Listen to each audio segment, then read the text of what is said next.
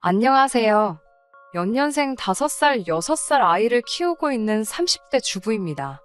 돌이켜 생각해보면 제 결혼 생활은 돈으로 끝났네요.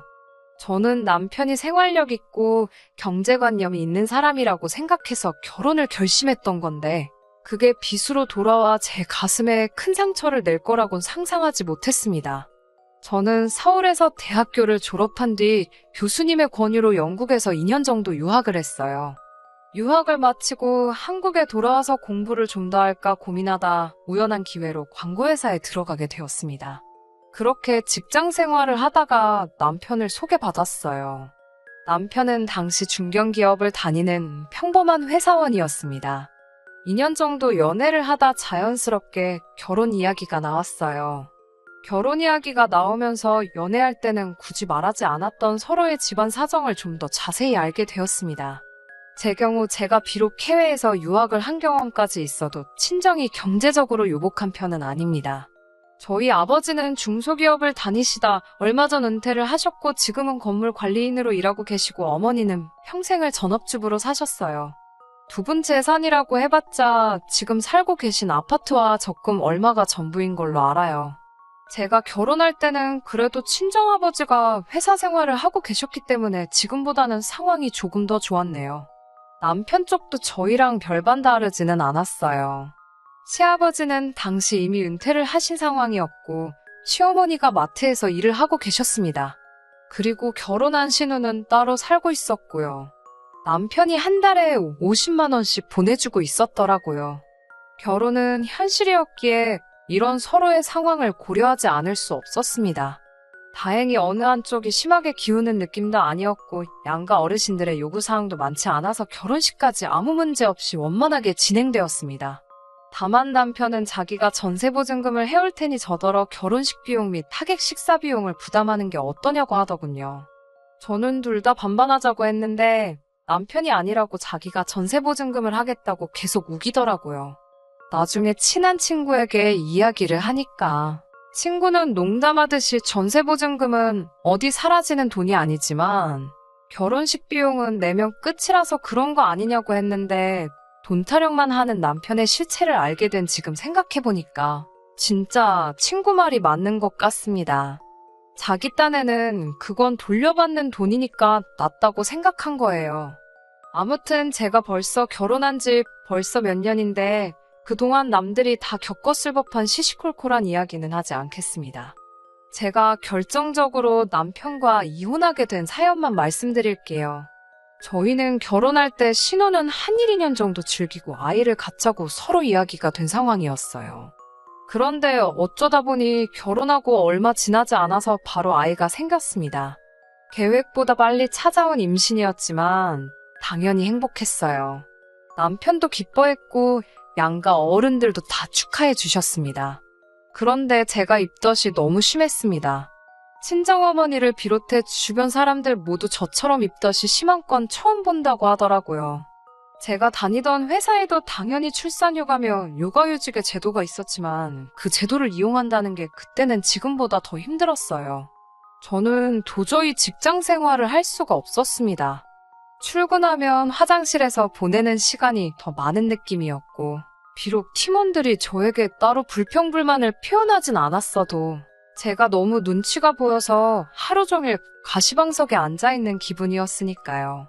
특히 광고회사가 트렌드에 민감하고 끊임없이 창의력이 요구되는 곳인데 저에겐 새롭고 특별한 어떤 걸 생각해낼 만한 정신적 여유는 고사하고 당장 눕고 싶고 앉고 싶을 뿐이었습니다. 한두 달 정도는 어떻게 버텨냈는데 더는 안 되겠어서 남편에게 사표를 쓰겠다고 했어요. 그리고 솔직히 그때만 해도 남편이 먼저 관두라고 해줄 줄 알았는데 아무런 말이 없어서 이미 서운한 상황이었거든요. 제가 퇴사하겠다 하니 남편은 난처하다는 듯이 결혼할 때 애 가지면 회사 관둘 거라고는 안 했지 않냐며 기왕 버티기 시작한 거 좀만 더 버텨보면 안 되냐고 하더라고요. 제가 당장 식사도 제대로 못하고 거의 울면서 출퇴근을 하는 걸 뻔히 알면서도 저렇게 나오니 얼마나 서운했는지 모릅니다. 저는 지금 나를 보고 그런 말이 나오냐고 신경질적으로 맞받아쳤어요. 내가 지금 다른 남자 애를 가진 것도 아니고 당신 애를 갖고 이렇게 고생을 하는데 어쩜 그렇게 섭섭한 말만 골라서 하냐고 했더니 자기가 생각해도 미안했는지 금세 또 사과를 하긴 하더라고요. 그렇게 결국 퇴사를 하고 어쩌다 보니 연년생으로 아들 둘을 낳게 되었습니다.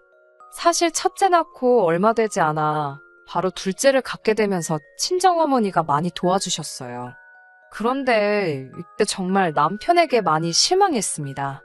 친정어머니는 오시면 애만 봐주시는 게 아니라 청소도 해주시고 반찬도 해주시고 솔직한 말로 가사도우미 아주머니들보다 더하면 더했지 일을 덜하지 않고 가셨어요. 그래서 제가 남편에게 얼마씩이라도 용돈을 드리면 좋겠다 했는데 남편은 우리가 오시라고 한 것도 아니고 자기 혼자 외벌이 하는데 자기 불쌍한 건 안중에도 없냐고 하더라고요. 그렇게 나오는 남편이 야속하고 치사해서 제가 모아둔 돈에서 얼마씩 드리다가 그 돈이 다 떨어지고부터는 드릴 게 아무것도 없어. 나중에는 그냥 오지 마시라 했습니다. 그 뒤에는 아쉬운 대로 시어머니더러 도와달라 하니 시어머니가 와서 봐주시기는 했는데 시어머니랑 친정어머니랑 방연이 같을 리가 없지요. 일단 제가 너무 부담스러워서 부탁드릴 수도 없고 오히려 신경이 쓰여서 스트레스만 더 받는 기분이라서 그렇게 몇 번 부탁드리다가 결국 얼마 지나지 않아 이제 안 오셔도 된다고 했어요. 그렇게 결국 거듭된 출산과 독박 육아로 제 삶은 지칠 대로 지쳐갔습니다.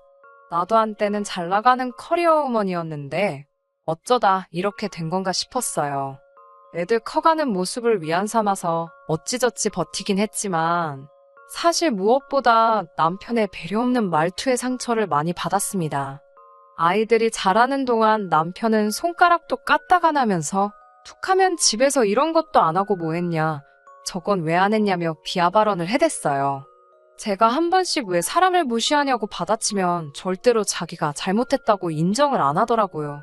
뿐만 아니라 시어머니도 하나뿐인 아들이 외벌이하는 게 그렇게 못마땅하셨는지 저만 보면 싫은 티를 내시더라고요. 평소에 땀이 많은 남편은 겨울에도 장갑 끼는 걸 별로 안 좋아하는데 지난 겨울이 많이 추웠잖아요. 그렇다 보니 남편 손이 많이 텄더라고요. 제가 그렇게 로션 좀 발라라 장갑 좀 껴라 해도 고집이 세서 들은 척도 안 하더니 손이 불긋불긋해졌었는데 연말에 가족 모임을 하다가 시어머니가 그걸 보셨습니다. 시어머니는 정말 화가 가득한 눈으로 남편 손과 저를 연신 번갈아 보시더니 너는 집에서 애 키우고 살림만 하는 애가 밖에서 고생하고 들어오는 남편한테 설거지라도 시키는 거냐며 호통을 치시더군요. 저희 남편, 저랑 결혼한 이후로 정말 부엌에 자기 라면이나 끓여 먹으러 한 번씩 들어가지. 설거지는 무슨 시어머니 이야기를 듣고 있는데 어이가 없더라고요. 그래서 제가 어머님 아들이 설거지를 한다고요. 저는 금시초문인데요. 하니까 남편도 멋쩍은지 이거 추워서 튼 거라며 신경 쓰지 말라고 하더군요. 시어머니는 저한테 사과는커녕 아무튼 당신이 제 평소 행실을 다 눈여겨보고 있다며 밖에서 돈 벌어오느라 고생하는 남편한테 시덥잖은 일 시키지 말라고 아주 당부를 하시더라고요. 그러다 얼마 전부터 아들 둘 다 동네에 있는 어린이집에 다니면서 저에게도 여유 시간이 생겼습니다. 평소에도 자주 연락하던 직장 후배에게 제가 요즘 여유 시간이 좀 있는데 혹시 제가 할 만한 일이 있을지 물었어요. 용돈벌이라도 할까 싶었거든요. 그런데 후배가 너무 반가워하면서 그렇지 않아도 갑자기 큰 프로젝트가 하나 들어왔는데 같이 해보자고 하더라고요. 비록 계약직이었지만 놓치고 싶지 않아서 남편에게 조심스레 물어봤는데 의외로 흔쾌히 전폭적으로 지원을 해주더라고요. 그런데 그런 남편의 모습을 보니 고마우면서도 약간 씁쓸한 마음이 들었어요. 제가 돈 벌어온다니까 그렇게 반가운가 싶어서요. 실제로 제가 돈을 벌기 시작하니까 남편도 처음에는 조금씩 집안일하고 육아를 도와주긴 하더라고요. 시어머니도 눈치를 덜 주셨고 반찬도 해다 주시더라고요. 결혼 생활 몇 년 동안 시어머니가 반찬을 해다 주신 적은 남편이 아팠을 때 빼고는 없었는데 말이지요. 아무튼 제가 6개월의 직장 생활을 하는 동안은 말 그대로 숨통이 트이는 기분이었어요. 하지만 말 그대로 계약직은 계약직이잖아요. 다시 집에 있게 되면서 육아와 살림 모두 제 몫이 되었습니다. 근데 남편은 이전보다 더 심하게 짜증을 내더라고요. 한 번씩 뭔가 자기 뜻에 엇나가면 집안일도 자기가 해보니까 별것도 아니던데 그걸 못하냐며 저를 한심하다는 듯 대했습니다. 자기가 해보니까 설거지 그거 그릇 몇 개 대충 헹구면 끝이고 빨래는 세탁기가 다 하고 청소기 들고 다니면서 바닥 몇 번 문지르면 다 되더래요. 그러면서 저한테 그런 것도 제대로 못하니까 직장을 6개월밖에 못 다닌 거라고 하는데 정말 욕이 목구멍까지 차올라왔어요. 나도 지랑 결혼만 안 했으면 계속 직장 생활하면서 커리어 우먼으로 살 수 있었는데 그런 생각도 들고 아니 내가 지금 어디서 자식을 낳아온 것도 아니고 지 자식들 키우느라 이렇게 고생하고 있는데 저 인간은 그런 건 하나도 안 고마운가 싶고 별별 생각이 다 들더라고요. 확 애들 데리고 집을 나가버릴까 그런 생각도 했지만 제가 당장 머리도 없고 능력이 없으니 일을 저지를 수도 없었고요. 그러다 얼마 전 저에게 일을 소개해줬던 그 후배가 내일 시간 되면 같이 커피나 한잔할까 그러더라고요. 마침 며칠 전 친정부모님이 손주들 보고 싶다 하셨기에 애들은 친정에 맡겨놓고 만나면 되겠다 싶더라고요. 그렇게 후배를 만났는데 후배가 하는 말이 전에 같이 일할 때도 느낀 거라면서 제가 회사 다닐 때는 그렇게 예쁘게 하고 다니더니 지금은 왜 이렇게 말랐냐며 속상해 하더라고요. 맨날 돈 타령하는 남편 때문에 네일 아트는커녕 머리하러 미용실 가는 것도 큰 마음 먹고 가곤 그랬어요. 옷 하나 사 입어도 벌어온 돈 허투루 써제낀다 이러쿵 저러쿵 말이 많아서 입던 옷 돌려가면서 입고 그랬습니다. 그래도 깔끔하게 하고 다녀서 남들이 모를 줄 알았는데 다 티가 났나 보더라고요. 후배 말을 듣고 있는데 창피하면서도 뒤통수를 한 대 맞은 것처럼 정신이 들더라고요. 내가 왜 이렇게 살고 있나 싶으면서 이건 아니다라는 어떤 깨달음이 딱 느껴졌어요.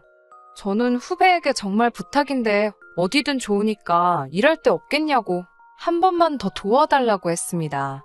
그러자 후배는 기다렸다는 듯이 그럼 자기랑 같이 해보자고 그러더군요.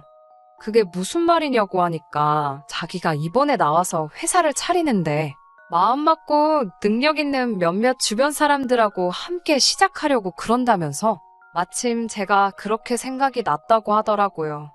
후배가 제안한 연봉과 복지는 대기업 뺨치는 수준이었습니다. 고민할 거 없이 당연히 그 자리에서 좋다고 했고 그렇게 이번엔 정직원으로 취직을 하게 되었습니다. 그리고 그날 밤 남편에게 낮에 있었던 일을 이야기했어요. 그런데 저번엔 그렇게 좋아하고 전폭적으로 지지해주던 남편이 기대와는 영 다른 반응을 보이더라고요. 한다는 말이 여자가 그렇게 일한다고 밖으로 싸돌면 애들은 누가 키우냐고요. 그래서 애들도 이제 제법 커서 금방 유치원 가고 학교 갈 거고 그래도 도움이 필요하면 우리 친정어머니가 도와주실 수도 있다고 하니까 그럼 또 장모님 돈 들이자고 할 거 아니냐고 그래요. 그러면서 할머니가 자기 핏줄 봐주는데 왜 돈을 줘야 하냐면서 자기는 그게 이해가 안 된다고 그러더군요. 저희 친정어머니 한 번도 저한테 돈 이야기 먼저 하신 적 없고 오히려 맨날 물려입는 둘째 안 됐다고 옷 사주시고 애들 간식 사주시고 그러시거든요. 그렇게 본인 돈 쓰셔서 뭐 사오실 때마다 저도 제 선에서 드릴 수 있을 만큼 드렸던 거고요. 남편은 듣는 제 마음은 전혀 신경 쓰지 않는 듯이 계속해서 한다는 말이 다 내 돈 갖다 슬 궁리하는 사람들 뿐이라며 한숨을 푹푹 쉬더군요. 그래서 제가 아니 이제 나도 돈 벌 건데 왜 그런 식으로 말하냐 하니까 너 뭐 그거 가서 몇 달이나 버티겠어라며 옛날 일을 끄집어내더라고요. 다른 여자들은 양수가 터질 때까지도 출근해서 일하고 그런다는데 넌 몇 달도 못 버티고 그냥 때려치고 근성이 없다나요. 그래서 이번에도 안 봐도 뻔하다고 빈정거리더군요. 그러면서 계속 한다는 말이 그때 정신력으로라도 좀만 참았어 보라고. 그럼 지금 직급이 얼마나 높아지고 돈도 얼마나 많이 벌어오고 있겠냐며 절 생각하면 답답해서 속이 터진대요. 애들 출산으로 인해 제 경력이 단절되고 그 이후로 여자로서 제 인생은 포기하고 오로지 아내로서 엄마로서만 살아왔는데 남편이 저렇게 생각하고 있을 줄은 꿈에도 몰랐습니다. 돈 좋아하고 인색한 사람인 건 알았는데 설마 마음까지 저렇게 인색할 줄이야. 정말 제 마음속 어딘가에서 유리창이 깨지듯 와장창 박살나는 소리가 들리는 듯 했습니다. 제가 남편에게 지금 한 말 다 진심이냐고 물으니 그럼 자기가 장난하는 것 같냐고 그래요. 그래서 제가 도대체 바라는 게 뭐냐고 내가 일을 했으면 좋겠어? 안 했으면 좋겠어? 나보고 어쩌라는 거야? 하니까 남편은 돈 벌어온다고 육아 살림 대충하고 친정에 돈 퍼다가 나를 거면 그냥 하지 말라는 거예요. 아니 돈 안 벌어올 때는 돈 안 번다고 난리더니 이제 돈 벌어온다니까 친정에 가져다 줄까봐 벌벌 떠는 그 모습을 보고 있자니 내가 미쳤다고 이제껏 이런 인간이랑 살았나 싶더라고요. 무슨 누가 저한테 찬물 한 바가지를 끼얹기라도 한 듯 정식이 싹 들어서 저도 남편에게 맞섰습니다. 나 이 일 할 거고 친정어머니가 우리 애들 봐주시면 한 달에 100만 원씩 드릴 거라고요. 그리고 일하는 동안 육아살림 반반씩 하자고. 그거 못하겠으면 당신은 그냥 나가서 혼자 살면서 당신 벌어서 당신 쓰고 살라고요. 대신 이혼하자고 했어요. 애들 볼 생각은 꿈도 꾸지 말라고요. 그러니까 남편이 어이가 없다는 듯이 저더러 미쳤냐고 그러더라고요. 그래서 내가 지금 장난하는 거 같냐고 당신이 나가기 싫으면 그냥 여기 있으리고 그냥 내가 나간다고 그러고 그 길로 애들하고 제 짐 대충 싸서 나와버렸습니다. 어차피 곧 전세 계약이 만료라서 집도 알아보고 있었는데 이참에 다 정리해버리자 싶더라고요. 그 길로 친정에 와서 버텼습니다. 자식 낳아서 키워보니까 부모님이 어떤 마음으로 절 키워주셨는지 알겠더라고요. 그 마음이 이해가 되니까 더 남편에게 돌아가고 싶지도 않은데 남편은 자기가 다 잘못했다며 그냥 들어오라고 그러면 없던 일로 해주겠다고 그러더군요. 아직도 자기는 아무 잘못 없고 제가 잘못한다고 생각하고 있는 걸 보니 상황이 이 지경이 될 때까지도 정신을 못 차린 거였죠. 다행히 승률 좋은 이혼 전문 변호사를 사서 그런지 남편의 지속적인 언어폭력이 이혼 사유로 인정이 되었습니다. 그래서 많이는 아니지만 위자료도 받고 양육권도 제가 가져왔습니다. 양육권은 순순히 포기하던 남편이 위자료 청구를 받고서는 개거품을 무는데 저런 걸 남편이고 애들 아빠라고 참고 산 세월이 아까워서 죽겠더라고요. 하지만 이제라도 제 인생 멋지고 화려하게 살아보려고 합니다. 친정 부모님도 애들은 걱정하지 말고 제 뜻을 실컷 펼쳐보라고 하시네요. 아이들이 있는 상황에 이혼이라는 결정이 쉬운 것만은 아니었습니다. 하지만 하고 나니 아무것도 아니네요. 오히려 후련하다고 할까요? 잘은 모르겠지만 저와 같은 상황에 처했거나 같은 고민을 하시는 분들이 분명히 있을 거라 생각됩니다. 아이들을 위해, 가족을 위해 자기 한 몸 희생하는 것이 무조건 나쁘다는 말은 아니지만 무조건 참고 사는 것만이 답이 아닐 때도 있다고 생각합니다. 저도 그동안 보지 못했던 제 인생의 새로운 길이 보이는 것 같아요. 다른 사람들을 위해 자신을 포기하는 것 또한 정답이 아니라고 생각합니다. 저도 뒤늦게나마 제 인생에서 가장 현명한 결정을 내린 게 아닐까 하는 생각이 들어요. 다른 분들도 제 사연 들으시고 용기 내주셨으면 하는 마음으로 이렇게 제 이야기는 끝내도록 하겠습니다. 끝까지 들어주셔서 감사합니다. 오늘의 사연은 여기까지입니다. 구독과 좋아요, 알람 설정 부탁드리고 더 좋은 사연으로 다시 찾아뵙겠습니다. 감사합니다.